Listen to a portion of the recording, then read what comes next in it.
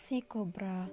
Saat perjalanan menuju kolam ikan, Dito mendengar suara tawa yang tak asing baginya. Ia melangkah ragu menuju halaman belakang. Namun sebelum ia melangkah, sebuah suara memanggilnya. "Dit, ayo sini ikut mancing bareng kami," teriak Kemal melambaikan tangannya pada Dito, membuat Dito membatalkan niatnya menuju halaman belakang. "Sudah dapat berapa ikannya?" tanya Dito pada Kemal. "Aku sudah dapat 8, Arka dapat 5, Papa dapat 10. Leo dapat Jong," ujar Kemal membuat Dito tertawa. "Hahaha, ternyata ikan tahu kalau yang mau menangkapnya adalah buaya, makanya mereka tidak mau ditangkap oleh mule," ejek Dito membuat Leo kesal. "Kau ini baru datang sudah membuatku kesal, dasar dokter cabul tak laku-laku," ujar Leo sinis seraya menepuk bokong baby Asa. "Apa kau bilang tak laku-laku?" tanya Dito meninggikan suaranya. "Buat apa kamu marah, Dit? Emang benar yang bilang Leo kalau kamu tak laku-laku," balas Jimmy santai membuat Dito mencebikkan bibirnya. "Papa tidak tahu kalau Dito akan menikah, makanya Papa ikut-ikutan bilang Dito tak laku-laku," ujar Dito membuat mereka semua tertawa mengejek. "Emang ada wanita yang mau masuk ke neraka yang dibuat oleh keluarga Sanjaya? Tidak kan? Itulah sebabnya kamu tak laku-laku, karena tidak ada yang mau berurusan dengan keluargamu yang kolot itu," ejek Leo sengaja memanas-manasi Dito agar Dito jujur kepada mereka semua. Tampak Dito terdiam setelah mendengar ejekan dari Leo. Ia membenarkan semua yang dikatakan oleh Leo, bahwa selama ini tidak ada wanita yang sanggup berdekatan dengannya karena selalu diancam oleh pihak keluarganya. Karena Dito sudah dijodohkan dengan Elsa dari dulu, dan hanya Sena yang mau bertahan bersamanya selama ini. "Kenapa kau diam, Dit? Emang benar kan apa yang aku bilang kalau kamu tak laku-laku? Karena ulah dari keluargamu," lanjut Leo membuat Dito memanyunkan bibirnya. "Kau lihat saja nanti kalau aku akan menikah dengan wanita pilihanku, wanita hebat yang mau bertahan di sisiku, wanita yang mau berjuang bersamaku untuk mendapatkan restu dari orang tuaku," balas Dito sungguh-sungguh.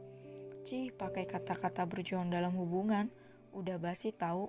Kalau kamu mau nikah, saranku nikahlah secara diam-diam agar wanitamu aman nantinya," saran Leo membuat Dito menggelengkan kepalanya. "Tidak, aku tetap akan menikah secara terang-terangan karena aku yakin cepat atau lambat keluargaku juga akan menerima wanita pilihanku," sanggah Dito cepat. "Memang siapa wanita itu, Dit?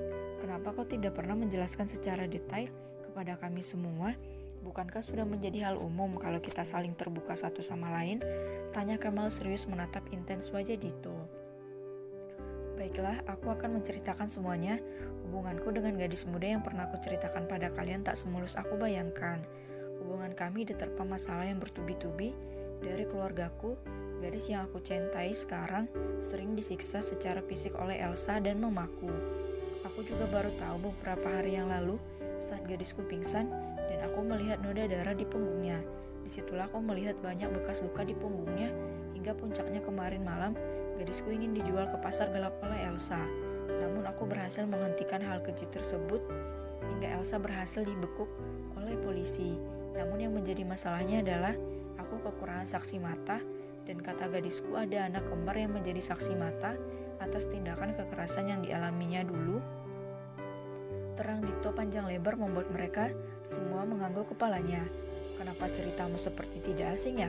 tanya Arka mengernyitkan dahinya. "Iya, Papa juga merasa seperti itu.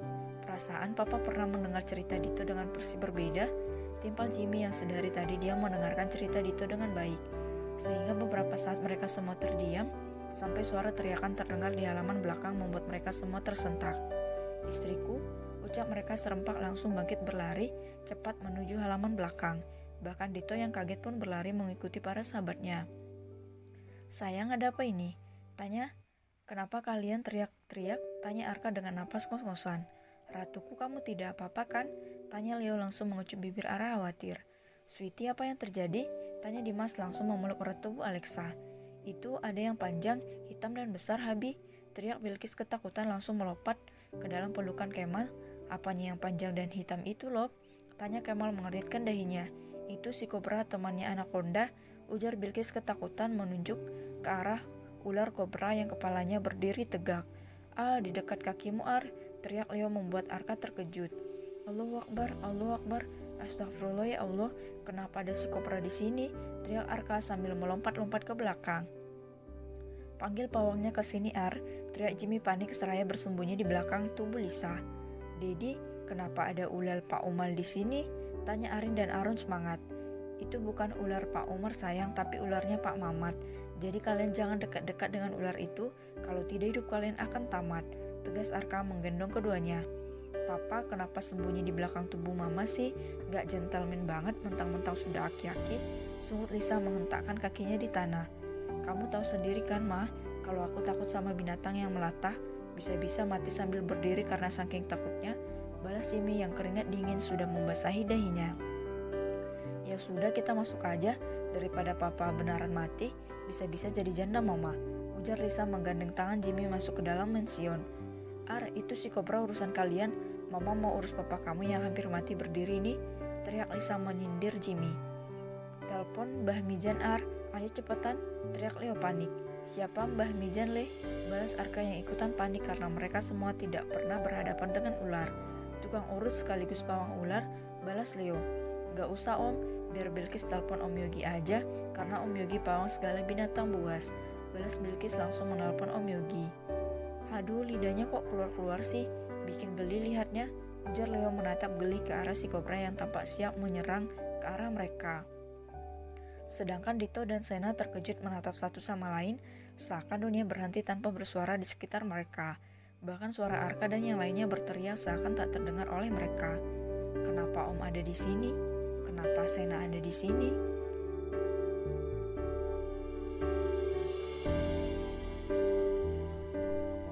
Cerita Sena. Dito dan Sena mengabaikan teriakan Arka dan yang lainnya. Dito segera memeluk erat tubuh Sena seakan tak ingin lepas. Dia menghirup harum aroma tubuh Sena. Kamu ngapain di sini, Se? Tanya Dito mencium kening Sena lembut. Om yang ngapain kesini? Tanya Sena balik yang kebingungan melihat Dito tiba-tiba ada di kediaman Lemos. Ini rumah sahabatku. Lalu kamu ngapain kesini? Tanya Dito menangkupi pipi Sena. Kan Sena sudah bilang kalau Sena akan bertemu dengan anak kecil yang membantu Sena dulu. Jelas Sena membuat Dito menaikkan alisnya karena ia belum menyadari bahwa anak kecil yang dimaksud Sena adalah keponakannya sendiri. Sedangkan Arka CS yang tadinya berteriak-teriak tak karuan gara-gara si kobra pun tiba-tiba dia melihat tontonan gratis di depannya. Sontak jiwa lelaki lambe lurah, Arka, Kemal, Leo, dan Dimas meronta-ronta. Apa mereka saling kenal? Bisik Leo pada Arka. Sepertinya Dito punya hutang dengan anak kecil itu, balas Arka pelan. Iya kau benar, Dito berhutang cinta pada anak kecil itu, bisik Kemal. Sepertinya tak lama lagi akan ada pesta pernikahan lagi, ujar Dimas pelan. Sedangkan Putri Alexa, Ara, dan juga Bilkis pun tak tinggal diam, mereka langsung berkumpul dan saling berbisik mengikuti jejak suami mereka. Apa Om Dito adalah pacarnya Sena?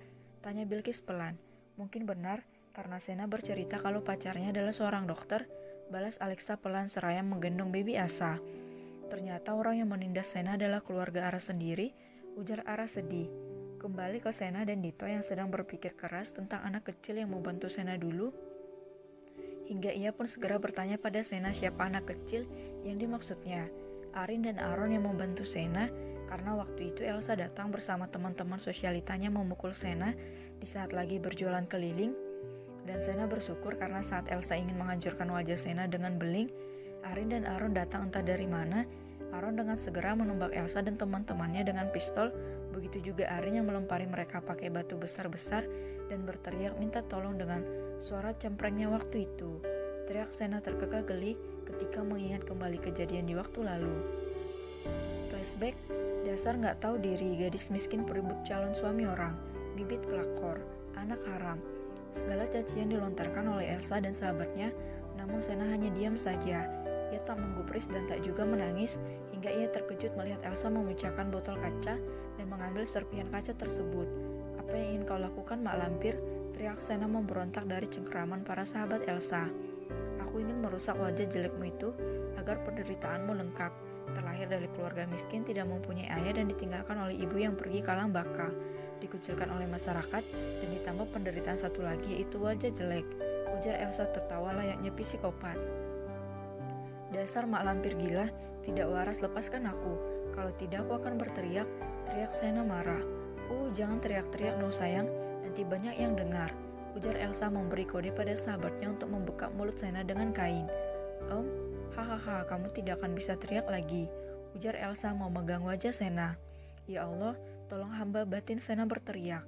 Sedangkan di sisi lain, Twins Ayan dijemput pulang oleh Pak Jang secara tiba-tiba karena saat itu Putri sedang mengidam perutnya dielus oleh mereka.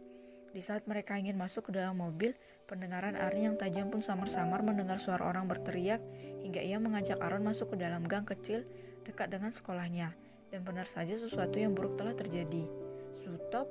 Teriak Arin mengambil batu langsung melempar batu mengenai tangan Elsa yang hampir menggores wajah Sena.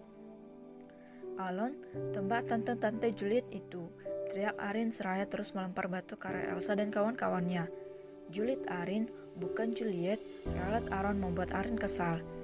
Jangan banyak omong, sentak Arin membuat Aaron langsung menembak Elsa dan kawan-kawannya. Dor, buk, buk. Aduh, teriak Elsa merengis kesakitan. Hei bocah, hentikan, teriak Elsa marah. Tolong Pak Jang, tolongin Alin, di sini ada nenek sihir dari Gunung Selatan, teriak Arin cempreng membuat Elsa dan kawan-kawannya kalang kabut karena suara Arin terdengar seperti tua masjid yang bisa membangunkan orang sekampung di waktu sahur. Gawat El, kita harus pergi sebelum orang-orang datang, dan sepertinya mereka bukan anak-anak biasa. Lihat saja sepatu yang mereka pakai, keluaran terbaru dari perusahaan MW yang hanya ada 100 di dunia, ujar salah satu teman Elsa ketakutan. Baik, kita pergi sekarang, ujar Elsa menatap tajam ke arah Sena. Kamu selamat hari ini gadis miskin, sentak Elsa berlari masuk ke dalam mobilnya. Twins A langsung berlari membantu Sena bangkit. Terlihat jelas rambut dan penampilan Sena sangat berantakan. Kakak cantik, enggak apa-apa, ujar Aaron khawatir mengusap tangan Sena yang memarah akibat cengkraman dari kawan Elsa. Tuan dan Nona muda tidak apa-apa, tanya Pak Jang dengan napas ngos-ngosan karena berlari dengan langkah 1000 ketika mendengar teriakan Arin. Enggak apa-apa Pak Jang, Bat kakak cantik itu terluka, ujar Arin membuat Pak Jang menatap ke arah Sena. Bawa kakak cantik ini ke rumah sakit dulu Pak Jang, baru nanti kita pulang, Tita Aaron tak terbantahkan. Tapi nanti Aaron akan jelasin ke Mommy and Daddy, jadi Pak Jang gak usah khawatir, potong Aaron yang seolah tahu apa yang dipikirkan oleh Pak Jang. Baik tuan muda, flashback off. Dito tersenyum lebar ketika mendengar cerita Sena. Ia sangat berterima kasih pada keponakannya yang sudah berani membantu Sena saat itu. Ia tak tahu apa yang akan terjadi pada Sena bila tidak ada Twins A saat itu. Syukurlah dan kamu tidak usah khawatir karena kalau ini adalah sangkut pautnya dengan dua keponakanku itu, pasti di pengadilan nanti akan berjalan lancar dan aku yakin hakim juga akan berpihak padamu tanpa harus adanya suap, ujar Dito gembira. Karena kalau hakim tidak berpihak padamu nanti, setiap malam dia akan dihantui oleh si sadis Arin dengan gunting dokternya. Batin Dito senang. Sedangkan di luar mansion, Om Yogi datang bersama dengan Twins B yang sangat kesal ketika mendapat telepon dari Bilkis yang menyuruhnya datang hanya untuk menangkap ular, apalagi saat itu ia mendengar jelas suara teriakan RKCS. Sungguh bila Om Yogi ada di saat RKCS berteriak, ia bersumpah akan menghajar wajah mereka satu-satu karena sudah bertingkah memalukan. Mata Om Yogi dan Twins B membulat sempurna dengan mulut terbuka lebar melihat sesuatu yang buruk terjadi di depannya. Arin, teriak mereka bertiga membuat semua orang di situ tersentak kaget, apalagi Arka dan Putri yang tadinya asik menonton drama yang dibuat oleh Dito dan Sena sampai-sampai melupakan anak-anaknya. Sayang, teriak Arka dan Putri bersamaan.